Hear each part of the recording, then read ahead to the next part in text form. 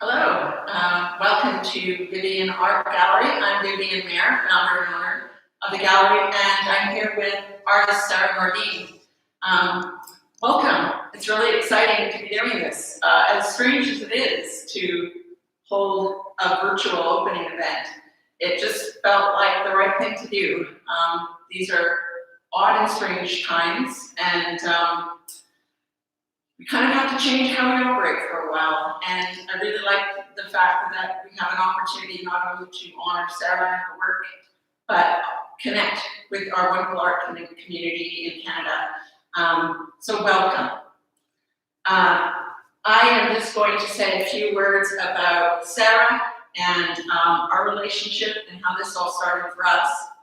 And then I'm going to get Sarah to talk a bit about the exhibition as a whole. We won't go too long on that, and then we're going to do a walk around the gallery so that viewers can see the entire show in its entirety early on. And then over the course of the hour, Sarah and I will do a more in-depth conversation about specific pieces. Any questions or comments that come up, please feel free to send them in. We have two very amateur technicians, but we love them both. We have Mika Seiko, who is my gallery director, working the Instagram live, and my lovely son, Isaac Mayer, working the YouTube live. There they are. Hello. Really, we thought about bringing in professionals and stuff, and then we thought, it's better if we keep this really simple and have as few people in the galleries as possible, and they're all people connected to us. So we're keeping our distance. We're drinking different colors so we can't get confused. And let's roll with this. So Sarah and I actually were at the Alberta University of the Arts together. Then ACAD. She graduated 1 year before me from the painting program in 2009. 2009. I graduated a year later, and we had a lot of crossover in classes. Yeah. And because we were both mature students, one of us a little more mature than the other, we also, I think, had a nice friendship, I'd like to think. We did. And provided some support for each other in those, oh my God, I'm rolling my eyes at the children moments. No offense to No offense to the children, because we love them. Many of them are still my dearest friends. But we were really nice support for each other. Yeah. Sarah, even then, was making work that I can see the threads and connections to this work. It's really interesting. I think back to her studio practice in third year in particular, because then she had a baby, and in her fourth year she was working in her home studio. Yeah. But in her third year, she was doing work with maps and grids and boundaries and borders, very much like she is now, although she's really loosened up. Yeah, brightened up. And brightened up. Do we have any questions now? So I'm going to let Sarah talk about the title of the show. Yeah. I think that's a good place to start. So the title of the show is I Can't Live Without You. And I chose it because it's an ambiguous statement that suggests maybe love or devotion, but perhaps also it's a little bit uncomfortable, like it implies death as well. So I actually titled a work from 2018 at a residency that I did in Nova Scotia, the White Rabbit Arts Residency. I titled that work, I Can't Live Without You. It was about, I made this cocoon sculpture with leeches inside, drawings of leeches, and I was specifically inspired by the leeches that were at this residency. There was a pond that was filled with leeches, and this woman, another cohort there, she scooped these leeches out, put them on the table, and everyone was disgusted by them, but then slowly everyone started to fall in love with them, and they were really sweet, and they would swim around, and I started life drawing the leeches, and I just really started thinking about parasitic relationships. Leeches in particular They don't hurt you. They're not like mosquitoes. They don't even leave an annoying bite. They just suck your blood and then fall off when they're done. And there's no harm, no foul. So I was just sort of thinking like, people were loving the leeches, and everybody's art was about leeches. So I called it I Can't Live Without You, and I imagined that there was this cocoon that was growing from a tree in the forest, and it had this radio static emanating from it, also kind of strobing lights as well.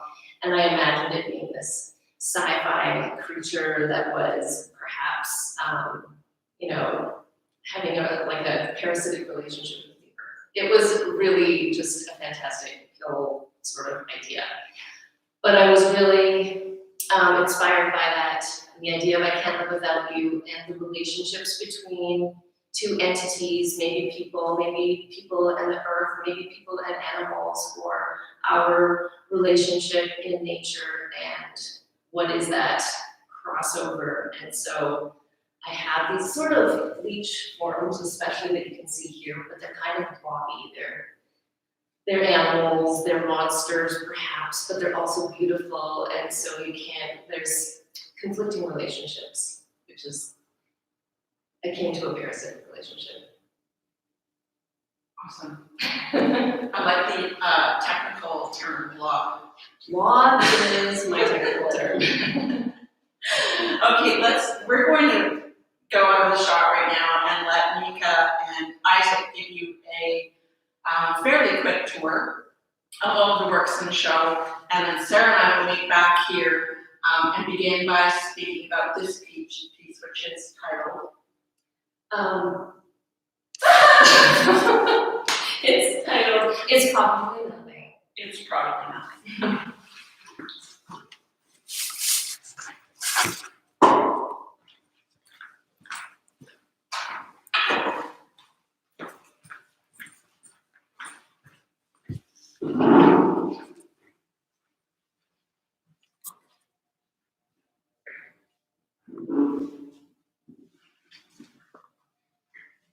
Should have had musical instrumentation or something. Oh, yeah. Maybe I'll grab a priceless. Oh, yeah, that's a good idea.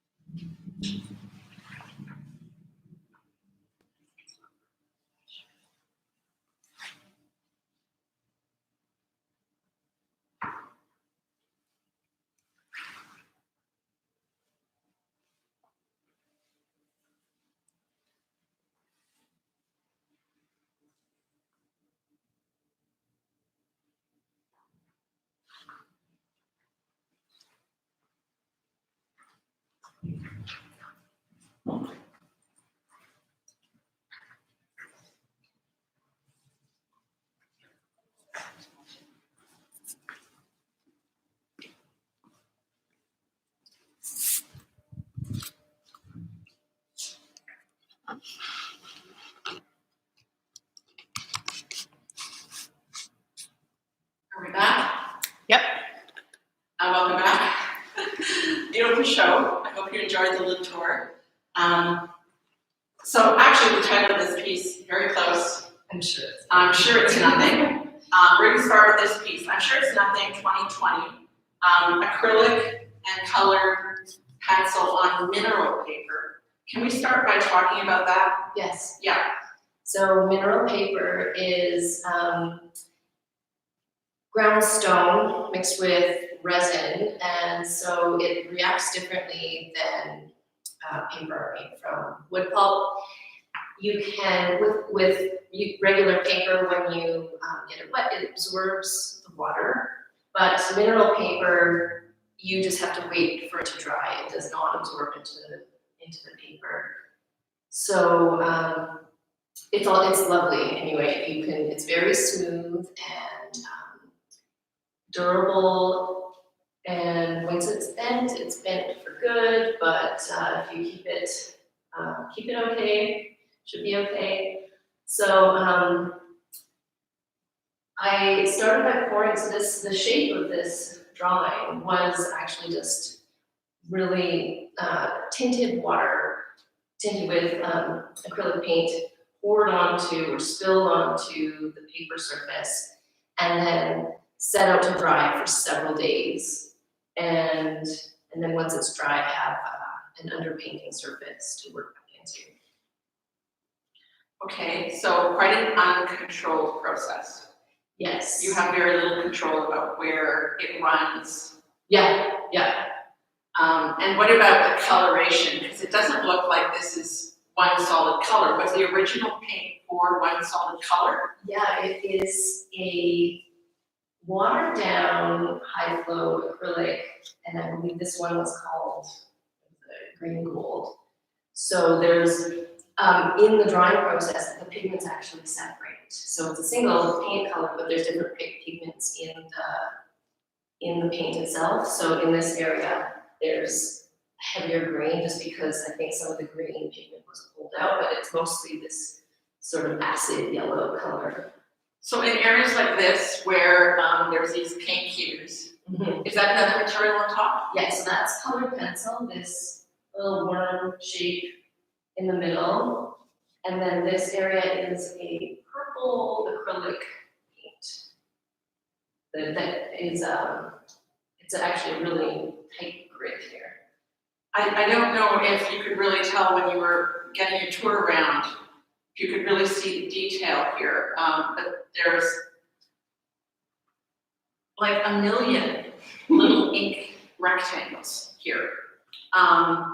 Let's talk about how long that would take. So all of this whole area with these little ink boxes.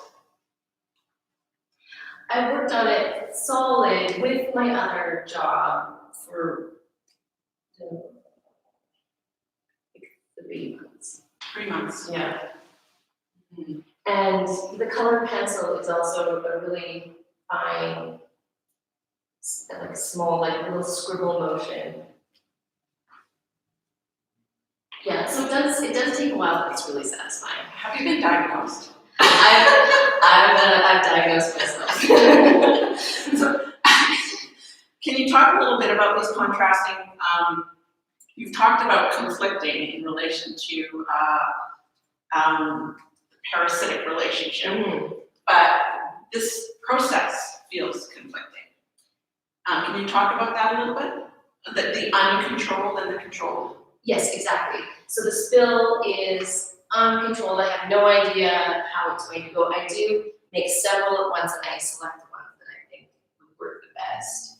But, and then I add the small rectangles to cover the shape of the spill, and then any sort of deviation in shape, that was there with the spill as well. So I follow what the paint's telling me to do. And the rectangle is highly controlled. I use the rectangle as this icon of the human. I think the rectangle isn't really present in supposedly wild nature, but it is it's akin to this mapping idea of an aerial view of subdivisions. Maps. Yeah. Boundaries. Yeah. Or the rectangle also with windows and artwork and screens and so on. Okay. Anything else you want to say about this piece? Well, I'm sure it's nothing, is I feel like I imagine that this might be a kind of creature, and that this also might be a kind of creature that's hitching a ride on this larger one. And like, I'm sure it's nothing. I'm sure that's nothing. It's probably just nothing. So I see that if you could see, there's this cute little guy right here. He's got an eye, and I don't know. They're living in harmony, but it's also I'm interested in the idea of beautiful and horrifying at the same time. Which we see in biology a lot. Yeah. So there's a very organic element to these as well. Yeah. The leeches. Yeah. The leeches. Right. Yeah. Let's move to these beside you. So these are titled, one is called 3 Stones.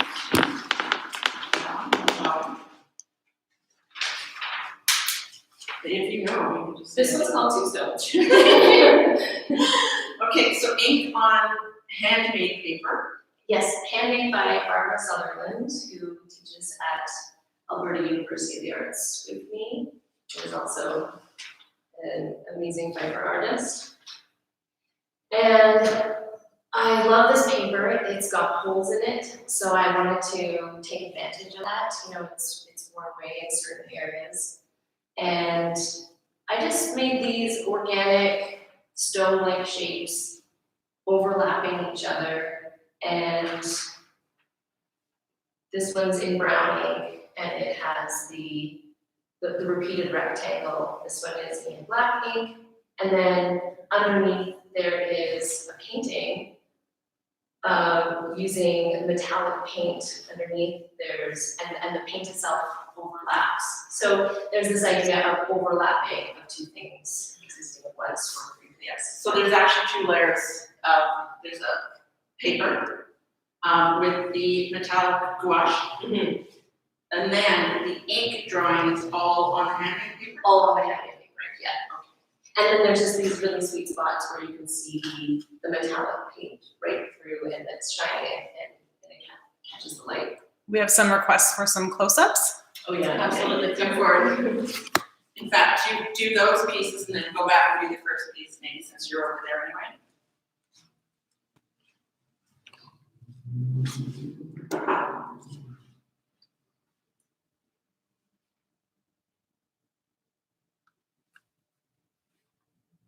We have inquired about some prices for 2 stones and 3 stones.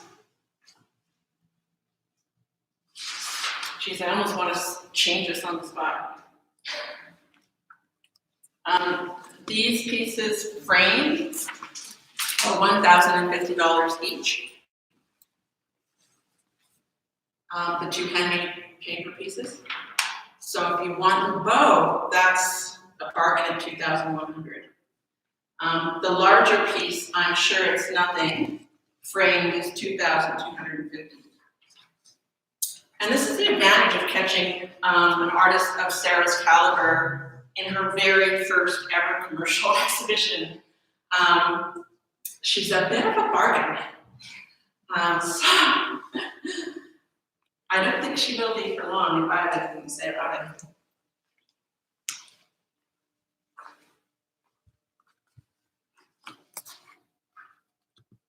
Good. Okay.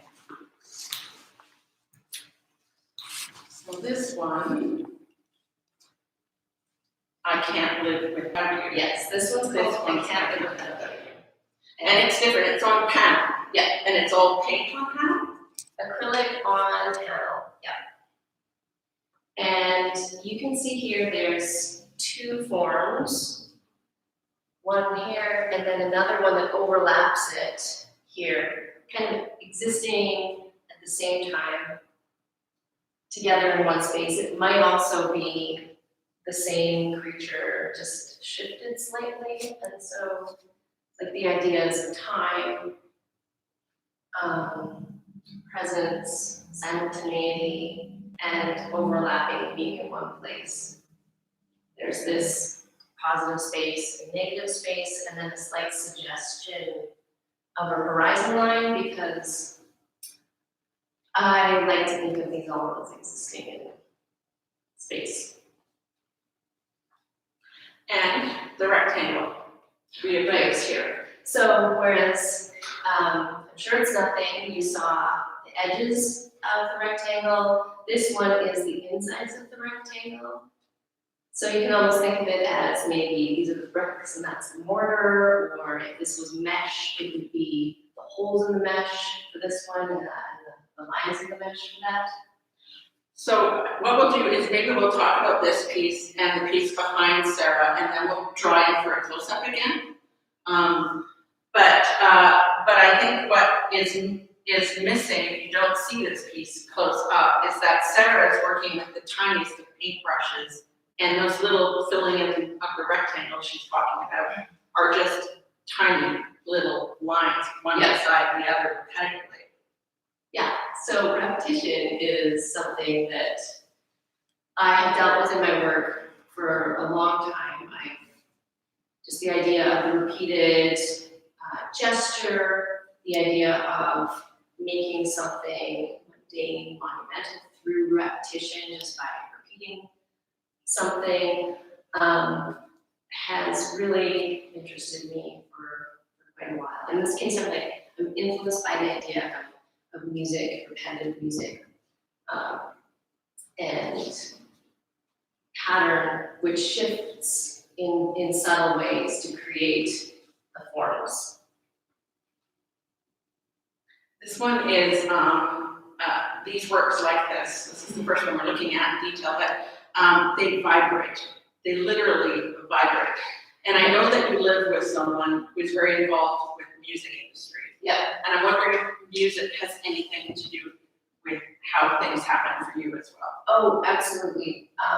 Yeah, so like I said, just repetitive drone music, which or minimal contemporary classical music that just extends for a very long period of time, repeats to the point of almost like a spiritual feeling where you can't know it until you immerse yourself into it, where something just repeats to the point where something changes. And you don't know about that change until you commit yourself to the repetition. But yeah, there is rhythm in this. So things are repeated regularly, they shift slightly, just like music. And something that has been true of Sarah for as long as I've known her is that she's incredibly considered in how she does things. And what you can't see, maybe when we come close for our close-up, Mika and Isaac can sort of give you the angle. The sides of these panels have the most beautiful wood grain, which I think is really interesting in contrast to the controlled nature of the surface, in the same way the spill is with ink. And I know you maybe didn't think about it that way, but I kind of think it works. Let's move behind you, Sarah. So everything's fine. This one's everything's fine. Kind of related to, I'm sure it's nothing. But yet quite different in how it's done. Yes, it is, again, a spill over here. Of acrylic paint on the mineral paper. But I didn't use acrylic paint to draw back into it. I drew back into it with colored pencil. A purple, I made these violet colored pencil. Very tiny little marks that follow some of the spill's forms. And then, yes. We have someone saying that they think this pink one looks like a map and would like you to speak more on that. Okay, yeah. All of my works I actually think of as maps and as aerial views of place and but also microscopic views of some things that are super tiny, but also things that are really huge.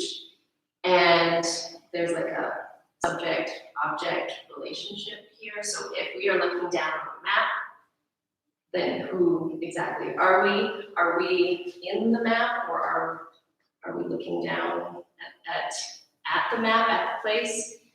And so I think about that. I also think about how the swirling paint ends up looking like landforms every single time I do it. I can't help it.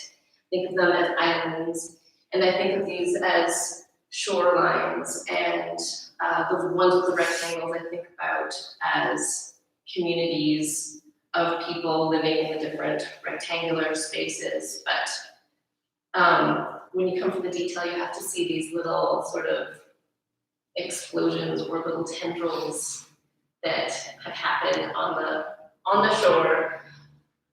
And I'm also interested in the idea of a map pulling back and seeing something that is unexpectedly sentient. You've talked about sort of the play between, is it macro or micro? Yeah. Like, is this a massive thing that we're looking at, or are we under a microscope? Yeah. Yeah. Yeah, that's really trips me out. Okay, and this looks like a caterpillar now. Yes, That's me. but it also looks like this guy here. Yeah, like that, Yeah, like a caterpillar, or like a leaping or diving creature, friendly, I think. And these reddish spots are all kind of getting sucked in on themselves. You can see that. Okay. Is there questions, or do we want to pull in for our close-ups here? I do have a question. I think I was confused. They were talking about this one looking Yes. like a map. I'm sure Yeah. it's nothing. They're all mats. They go to, yeah. That's I mean, that's a reference point in your practice, and even was back in school. Yes. Maps, boundaries. In fact, as we get around, you might have noticed when you had the tour around the gallery, these 5 pieces framed in white in a row, and they are all literally maps or collage. Yeah. So they're kind of study source pieces, and all of the pieces reference mapping in some way. Yeah. Okay.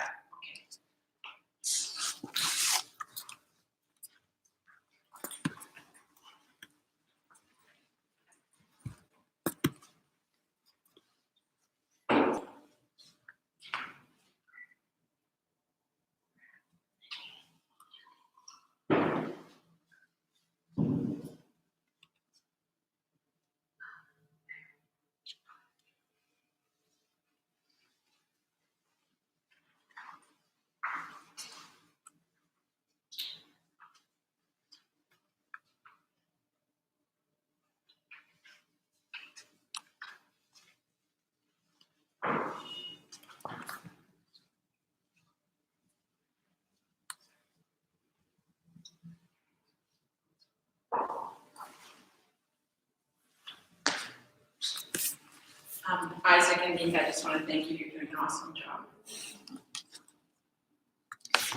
Okay, I'm going to start over here.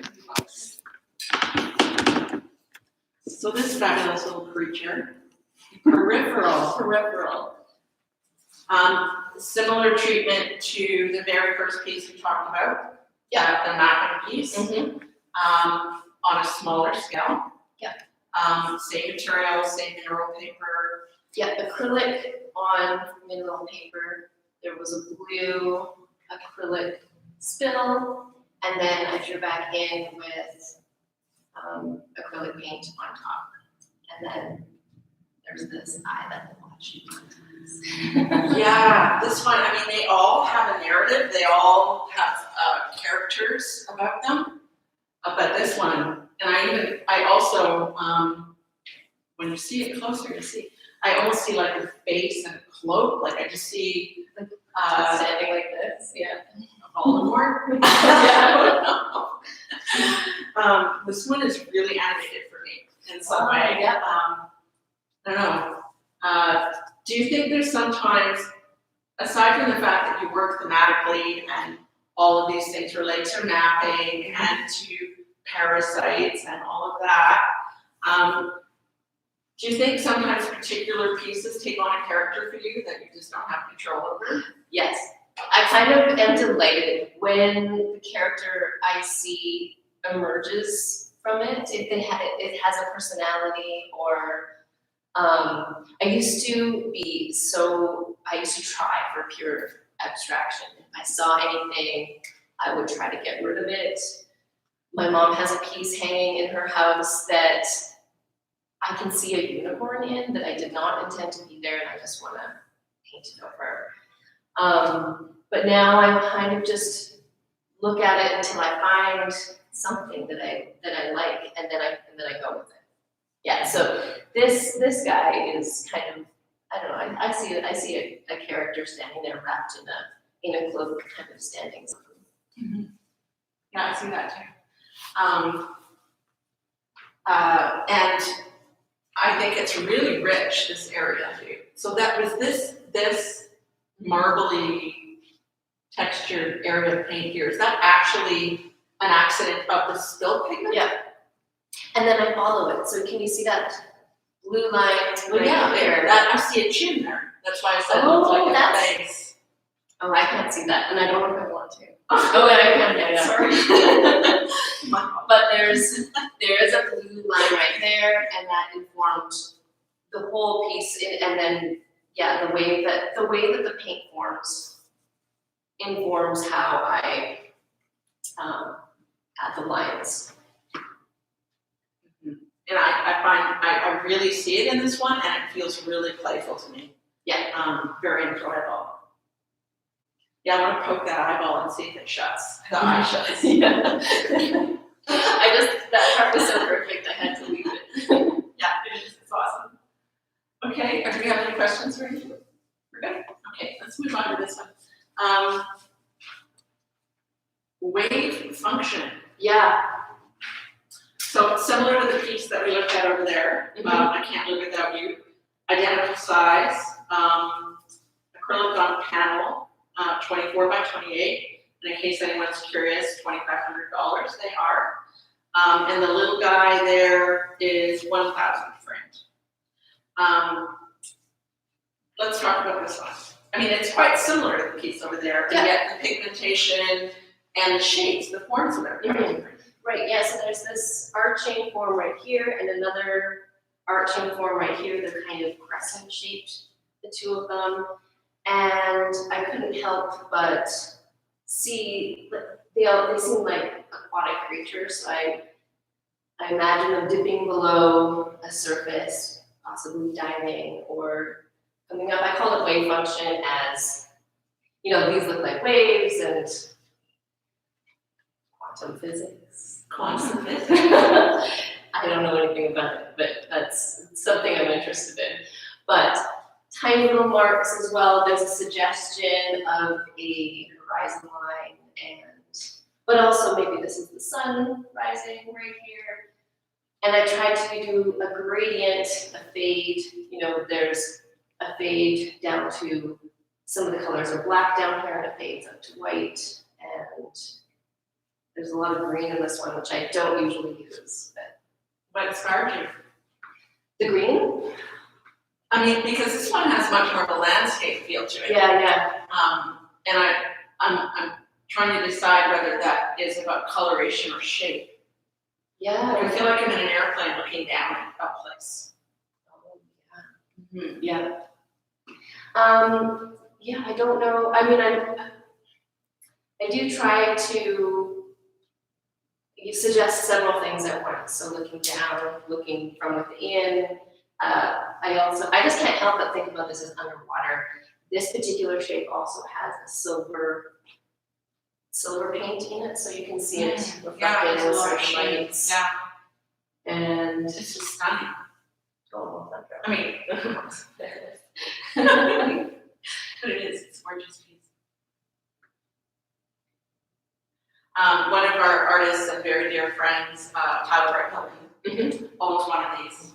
oh yes, A little bit smaller. I believe was it an artist trade yes it with was. Megan Hickey as With well. Megan Hickey, my And, favorite artist. And he says it's the first thing he sees with his cup of coffee every morning. and it brings them intense joy. That makes me happy. There's a lot of crossover in your personalities, so that may be part of it too. We like each other. Quite a bit. Yeah. Okay, how are we? We're good with questions? Okay, let's give people a look at these two, and then we'll move to the wall of maps.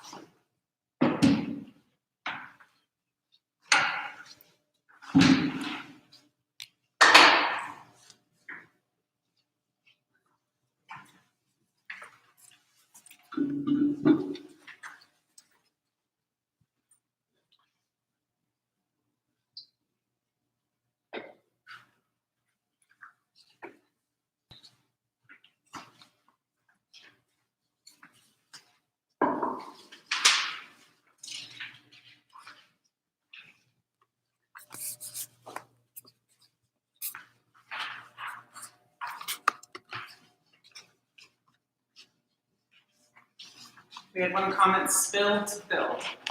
Sound accurate? Yeah. Still, no, it's perfect, yes. Or built to spill. Who's that from? B to the V. Oh, hi Brendan.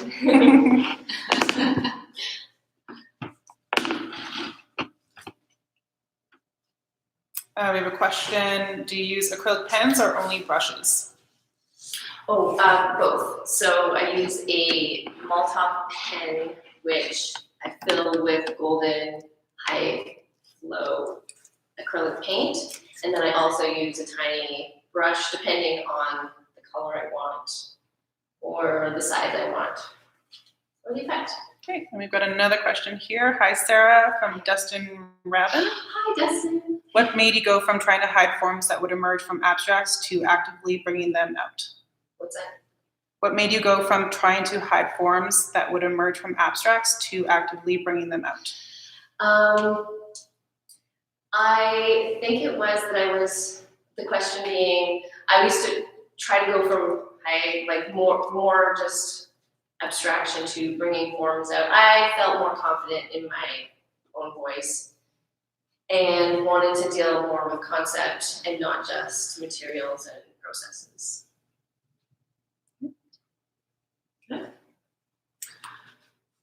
So these pieces, 5 in a row, are actual collage cutout maps Yeah, with a watered down acrylic. Is that what? yeah. It's so the paper is watercolor paper, and I wet the watercolor paper and just added a little bit of pigment from the watered down paint, let it bleed, and then wrinkle the paper a little bit, and then I made collages directly on top of that by using cut up pieces of maps.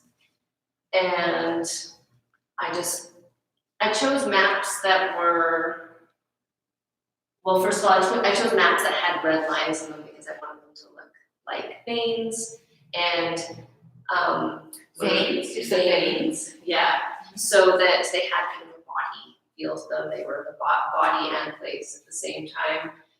And I cut them out along topographical suggestions of rivers or roads, then glued them together in ways that suggested little creatures. So tying this back to the rest of the works, I'm in the way of these. They now have that amoeba, parasite, leech, caterpillar. Sorry. Yeah, this one's kind of a scorpion. This one has It has like wings. proboscis and some wings. Yeah, this one is just kind of a creeping blob. This one has cute little pincers at the end and legs. And I like the fact that, not on all of them, but if you look really close, you can still see names and street numbers and Nothing too Nothing that would give it a specific place. And there was nothing about the place to do with your choices. No. Um, what? The yellow ones are, I just really like the idea of, the name Connecticut really, Connecticut? yeah, tickles me. The yellow ones are, Tickles you? yes. The yellow ones are Connecticut, and I like the fact that it's the word connect and cut in one word. Oh my god. And I've never been to Connecticut, so I have to go now. yeah. Oh my god. The word Connecticut tickles, Sarah. It does. Okay, let's get close-ups of these two, and then we're gonna move around for.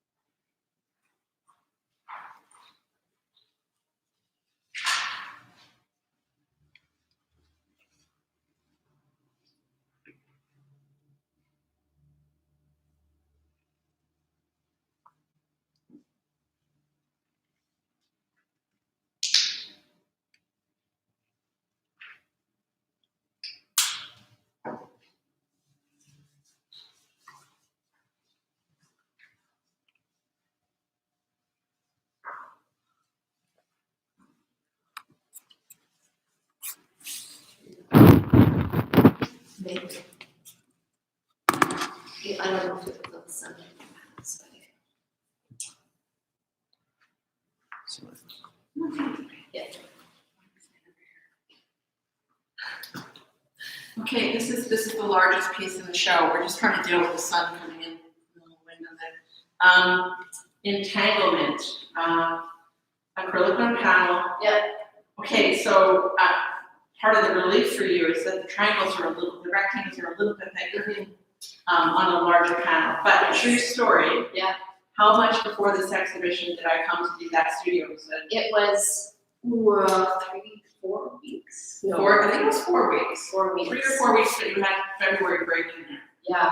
So I went to see Sarah to pick out the works that we were going to bring for framing. Yeah. Which was almost everything, Mm-hmm. because they were all so amazing. And this was a blank panel. We had the 2 smaller panels done with the acrylic paint, and I said, Sarah, we need the big one. We know the big one.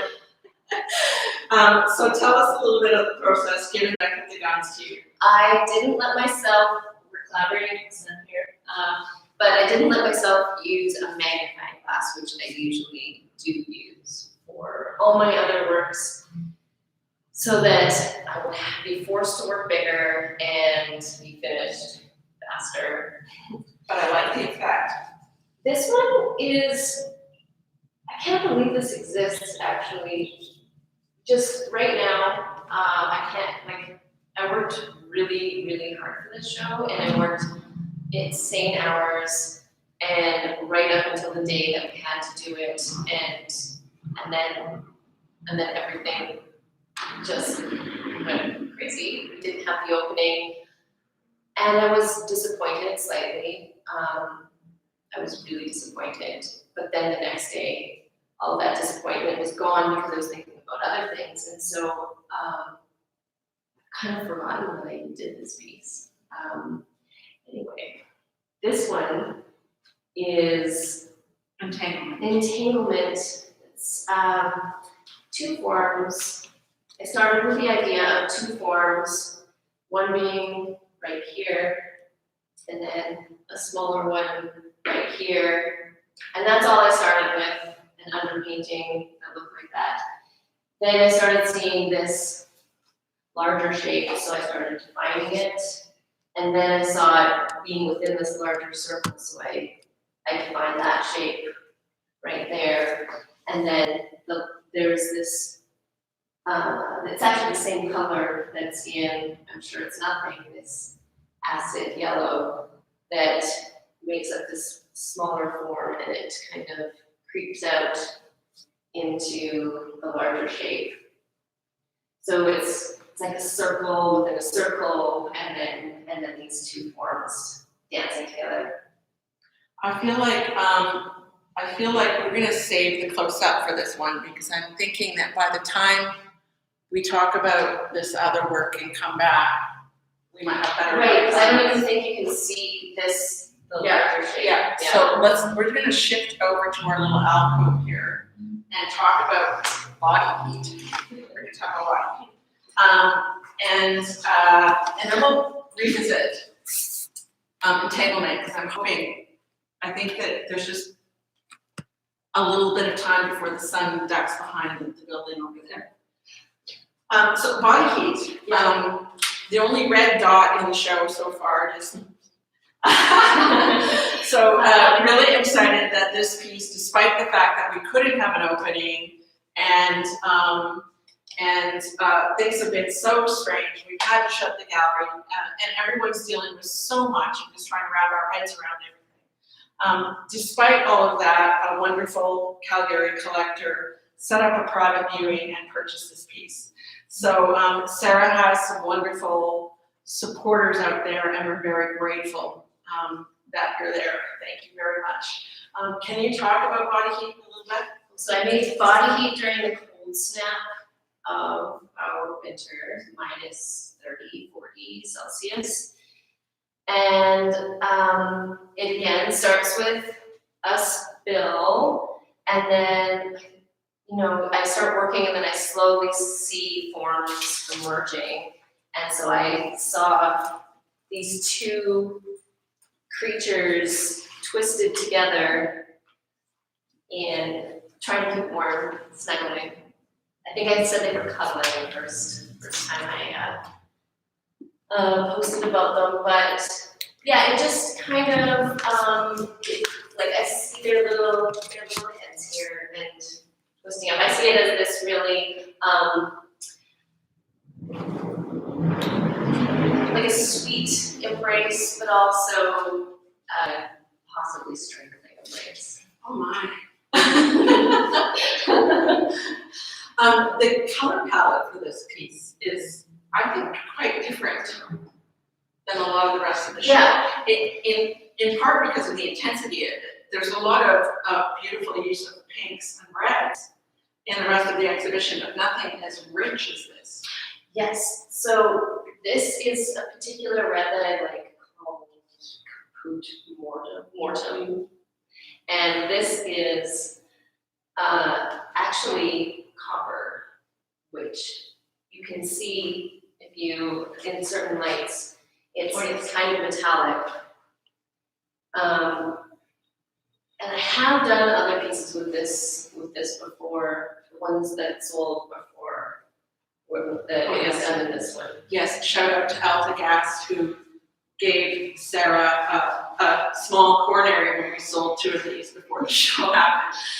That she thought we're going to be in the exhibition. So shout out to them.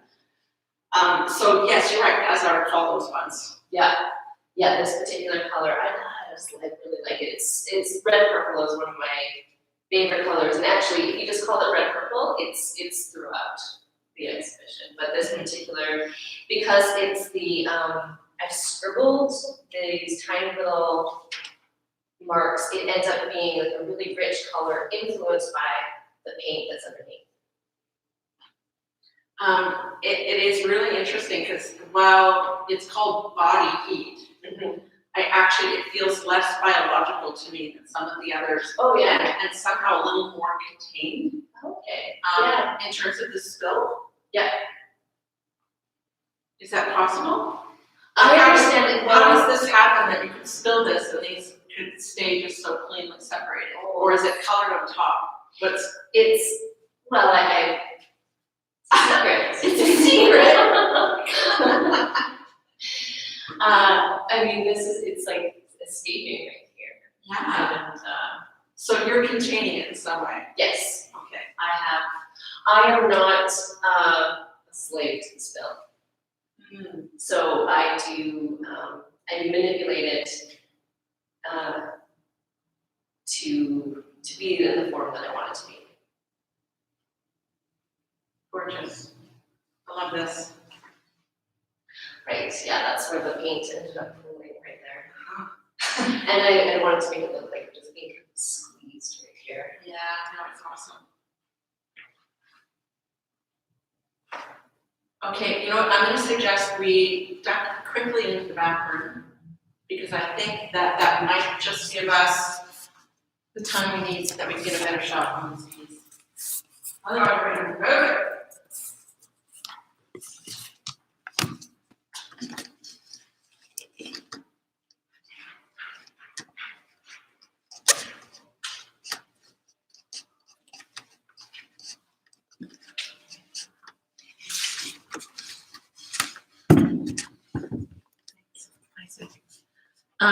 Do you want to come in just a little bit closer? Okay. So we just have two small works in the back room here. From an earlier time, I just stared up at the sun, and now I'm seeing spots. What year is this? I'm trying to read that, and I'm like, I'm seeing spots. 2016. This is called Seam. And this one is different because it's gouache on watercolor board, so a kind of paper that has then been mounted onto birch panel. And so you get this really, it ends up being really true matte because of the absorbency of the paper. And it's super, like compared to the newer works, there's a subtlety in the hues here. Yes. Like it almost feels washed over Yeah. compared to the newer pieces. Yeah, I think it's because of the absorbent surface. Possibly. Right, as Yeah. opposed to, but even on the panel, I guess the panel's not that absorbent, so you did Yeah. this on paper and then on the Yeah. panel. But even the one behind you, can we just Yes. This one is called pivot around, compression? Compression. It's a bit brighter, but it's also muted, and it's on clay coated panel. Also really absorbent. It is such a amazing surface, clay coated panel. You could even scrape this off if you wanted to. But yeah, it's coated in clay and it ends up being ultra smooth and absorbent. And but it's because these two were done in true gouache as opposed to acrylic gouache. I think that maybe the pigmentation is. I mean, they're beautiful. They're incredibly beautiful, but they have a very different effect Yeah, definitely.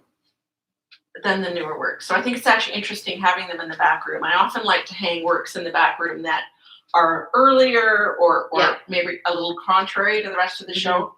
Outliers in some way. I would call those outliers. They're for sure. outliers, Yeah. but it's kind of interesting. But up close, it's the exact same process as what you're still doing. Yeah, and you can just see me figuring out what I'm doing here, and yeah, there's a lot of thought that went into it. There's a lot of thinking. Yeah, this one, the shape, I poured ink actually onto the clay coated panel first, and then worked into it. So in some cases, there's black as a background, and then in the lighter areas, there's white as a background. Do you guys maybe want to just get some close-ups of these too, and then we'll see if our light has improved out there. And this one is 12 by 12, right? I was specifically 12 by 12. referencing music for these ones. I made them for a Sled Island exhibition, and I was referencing and record Scene covers. as well? No, this one. But that one. Yeah.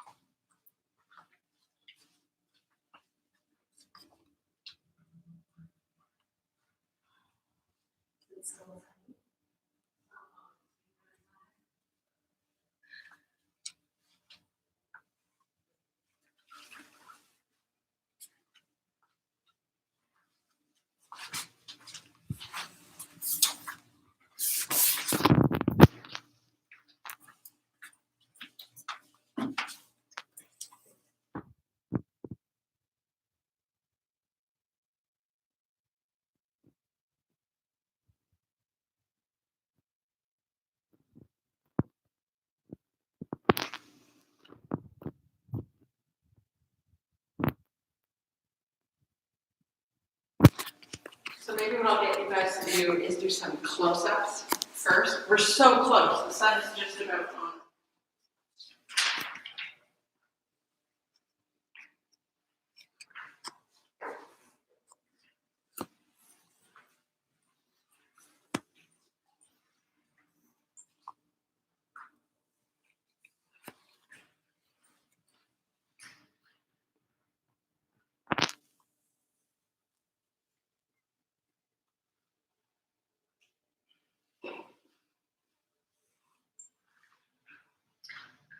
I guess something I can talk about while you're doing the close-ups of entanglement is that they're all varnished with a matte varnish. So even though the sun's shining on it, it's not reflecting back at you.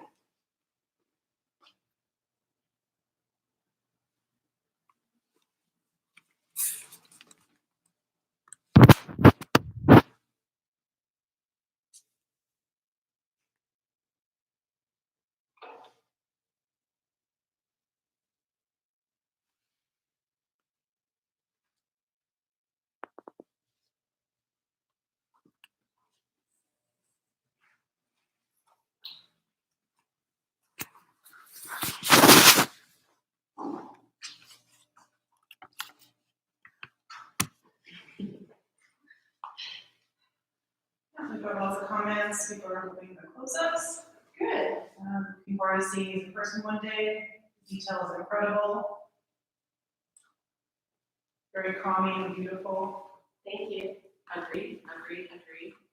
So, oh, my very tall child is trying to block the sun. And you can reach.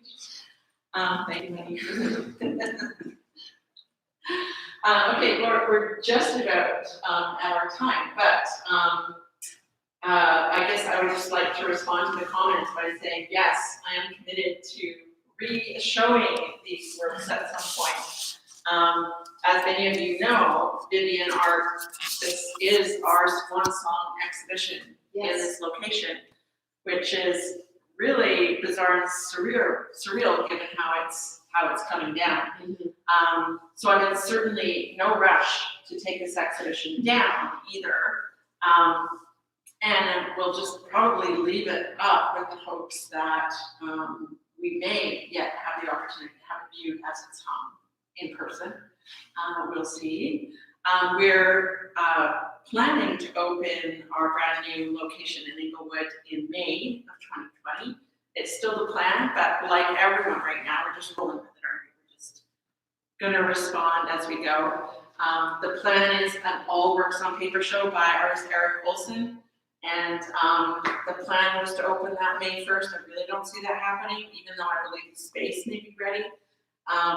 But please watch us, keep your eyes out. You know that we're gonna be really annoying and posting a lot and probably sending you MailChimps and keeping you informed because you're our people and our community and we really appreciate you. Really appreciate all of you who joined us for this tonight because I know it's out of the ordinary, but it's been special for me to have this conversation with Sarah, and it was heartbreaking for me to tell her that I needed to cancel her opening. I had just come back from the Armory show in New York. I felt it would be irresponsible of me to host an opening. And really, as it happened, everything started to crumble pretty quickly thereafter. So It was the right thing to do. thankfully, I'm fine, and you know, my both Jay and Emmanuel were with me in New York, and all of us are fine. And now it's the epicenter of coronavirus. So very thankful for that. Sarah, thank you so much. Thanks, Vivian. For doing this with us, and for this beautiful work, and for the heart, soul, and sweat and tears that you put into it. I think you should be incredibly proud. Thanks. You are welcome. And thank you so much, everybody, for joining us. Is that a wrap?